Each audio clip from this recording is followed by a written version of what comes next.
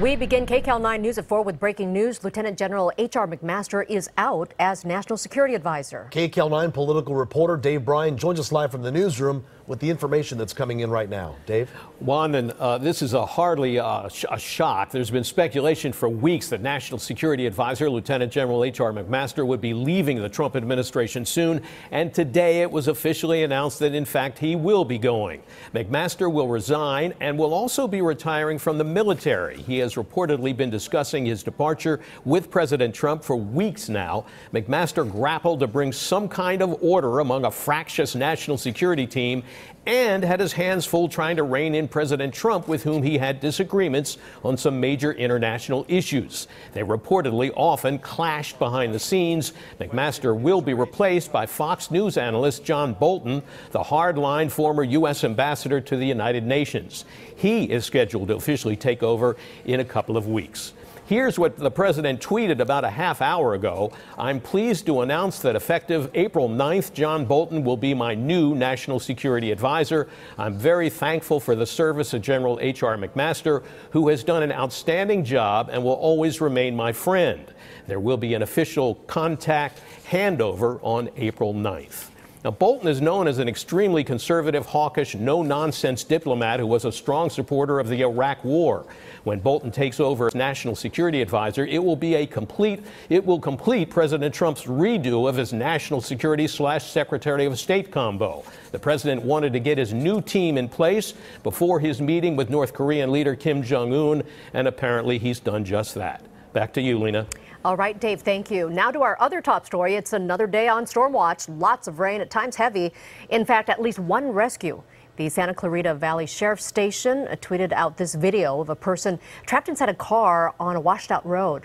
The car overturned on Roadrunner Road in Canyon Country. Some Good Samaritans in a pickup truck came by and fished that driver out. And we are not out of the woods just yet. The KCAL9 Doppler shows all the green right there. That's where the rain is falling right now. Meteorologist Craig Herrera with the forecast in just a few minutes. The Santa Barbara County officials are holding a news conference right now to discuss the situation there. Let's listen in. Threshold for debris flows, and again, we've had very little, if any, impacts from these intensities. So, for the most part, the area has been spared, and very fortunately. So now that the storm is actually on its last gasp. It's raining outside. I brought my umbrella, of course. You can tell the non-fireman who brings the umbrella. And we have an area, as we're seeing right now on radar, to our west that is producing some showers, occasionally some brief moderate rainfall. That could continue through this evening across this area. And we could have some rainfall rates that might reach sort of the lower end of what's considered a threshold for debris flows. But we're not expecting any of those rainfall rates to produce anything more than some minor debris flows that are not considered to be significant, especially within the populated areas. And with all the work that's been done to clear out the debris basins and the channels, and just as what we've seen with this event, in that it's handled this rain very well through the channels and through the debris basins, we expect that any showers that may occur tonight will be handled fairly well by the infrastructure that's in place. So finally, people should still stay alert through the evening until we're really fully in the clear, which should be sometime overnight tonight. And things should dry out tomorrow. And just to finish off, we're still in a drought, so this was a good rain, and we could use more of the good rain. But considering everything that this area has been through and this community has been through, what's expected over the next several weeks with warmer and drier conditions would actually be a pretty good relief. Thank you. All right, well, despite all that, the good news that it's holding up just fine, all that rain does have people in Montecito on edge. They're worried about the dangers of more mudslides. KCAL9's Randy Page is there to begin our Storm Watch team coverage. Randy? Well, Lena, there are still a lot of people on edge here, and the reason is because there has been a steady rain for the last few days. When we first came here on Monday, for example, this creek was just really a small kind of meandering creek. You can see a whole lot more water's coming down now with a lot more force, and look at the color of mud that's coming down off the mountains. Now we'd like to show you the kind of work that's going on just about 100 yards upstream. San Ysidro Creek after a night of steady rain. This giant excavator is digging out a debris basin that's filling up with rocks and mud. As you can see over my shoulder, it's flowing pretty good right now. Veteran Santa Barbara County firefighter Mike Eliason says it's important to get a good look at the force and the power of this raging river of muddy water, because it can carry those boulders and debris downhill where people walk, drive, and live. Water's a powerful force, and you're not going to stop it, and you're not going to get ahead of it. The mandatory evacuation order for all of Montecito and other parts of the burn areas is in place for just this reason. While meteorologists can predict how much rain is going to fall, nobody knows exactly where and how fast it's going to come down. This is one of those creeks, and it's still showing the scars from that January 9th debris flow. And this is one of the creeks that unfortunately continued downstream and actually took out a lot of the houses with the large boulders and sadly killed several people that were living in that area. More than 20 people were killed in the deadly January mudslide. Its destruction can be seen all over this coastal community. If it does come down, it could be potentially very dangerous like the last time. 11 generations of Sal Silva's family have lived in Montecito, and when the evacuation order was given, he picked up his family and left. It's not worth it. I have a wife, kid, animals. We left. It's not worth it.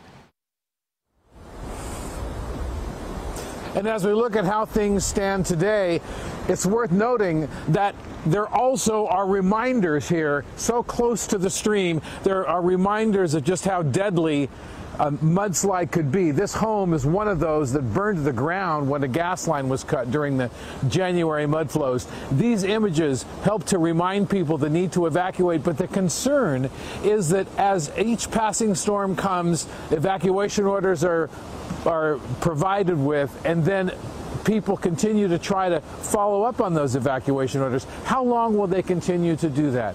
That's the question, but it looks like at this point they can begin to breathe a sigh of relief here soon, but the rain is still falling. Let's go back to you. Yeah, it sure is, Randy. Let's hope he's able to get inside right now. Well, so where is it falling other than where Randy is right now? KCAL9 meteorologist Craig Herrera joins us live in studio with the answers and the KCAL9 Doppler. Craig? Hi there, Lena. Hi, Juan. Good afternoon, everyone. Yeah, you can see some rain up into the mountains. It's pretty widespread. The widespread rain that we had is now turning to scattered showers, scattered across the Inland Empire as well, and over to the San Jacinto Mountains. A little bit moving through Orange County. It was coming through a little harder just a moment ago. And then you've got some through the basin, right over through the hills, into the San Fernando Valley, up into the Santa Clarita Valley, and then you've got scattered showers up to the north. However, the front itself is still to the north, so we still have the chance for isolated thunderstorms. We continue with flash flood watches in place through 5 o'clock for Santa Barbara and through Ventura County, and then you've got those through 5 o'clock tomorrow morning for LA County, 3 o'clock for Orange County. We do have some wind coming through as well out of the west to southwest, 30 miles per hour for the high deserts. Now here's the front. Here's why we still have some to talk about. The atmospheric river starting to move to the east and to the south, but as the front comes through, it's now starting to move in through Santa Barbara County, just passing through San Luis Obispo County. As these storms come through in the next couple of hours, we'll see the chance for more scattered showers and thunderstorms. Lena and Juan, where we get those thunderstorms, you know you're going to get a brief downpour, heavy rain, and some gusty winds with the system. So we're going to continue with scattered showers overnight through early tomorrow morning. I'll have more on Futurecast in just a bit. All right, Craig, thanks. Several days of rain is apparently too much for this hillside in Tuna Canyon. This is video from Drone Force 9 just a short time ago of a crater that could get worse. KCAL9's Lisa Siegel is there. Lisa? Lena, here on Tuna Canyon Road, it is still raining and there is a lot of concern. Now behind me, this area is completely off limits. Luckily, no homes were around during this collapse. From Drone Force 9, you can see the dramatic collapse of this hillside in a mandatory evacuation area. The hill on the 8300 block of Tuna Canyon Road in the Sun Valley area gave way during intense rains. The chunk, 30 feet wide and 50 feet deep this morning, had quadrupled by mid-afternoon. Earth continues to move as the rain continues to come down. Authorities say water naturally drains here from the hillsides and flows under Tuna Canyon Road. With debris blocking the drain, the concern is water could build up and compromise the road, causing a sinkhole or collapse. Engineers can't even inspect until the rain stops.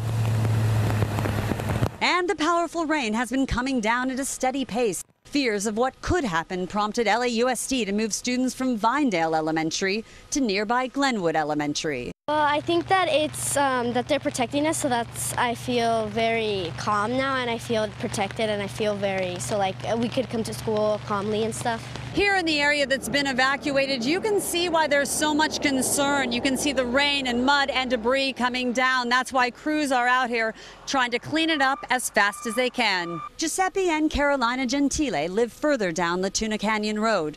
They say they feel safer this time around than they did in January, when mud covered their road. Hopefully it just stays the same way and everything's fine. Yeah, and if not, they'll deal with it. They've been on it. The city's been really good about getting all the mud and the dirt up. And back to the collapse, they will be watching it all night long. Right now, they can't predict what will happen next.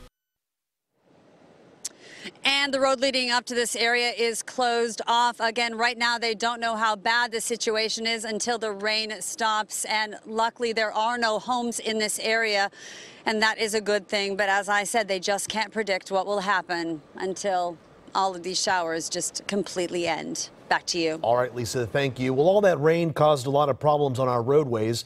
KCAL9's Dave Lopez continues our team coverage live now from downtown LA with that part of the story. Dave? Well, Juan, it always seems to happen. When it does rain, the streets get slick, especially the freeways, and sometimes people just lose the idea on how to drive safely. The rain was heavy enough in downtown Los Angeles to keep everybody away, and it also drastically changed the plans of people who were on a Greyhound bus headed for Las Vegas. It was an unusual sight. Two buses collided on a freeway. A Greyhound bus slams into the back end of a Foothill Transit Silver Street Line commuter bus, eastbound lanes of the 10 freeway right near Soto Street. The fire department says 40 people were on the two buses combined, most of them on the Greyhound. 13 people were taken to the hospital, none of them with life-threatening injuries, and the rest just had to stay underneath the overpass waiting for someone to come pick them up.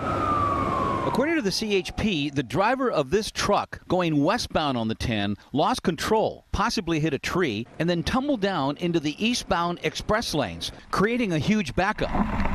Traffic was at a dead stop. The CHP says about a half hour later, with the traffic still at a standstill, that's when the Greyhound slammed in to the transit bus.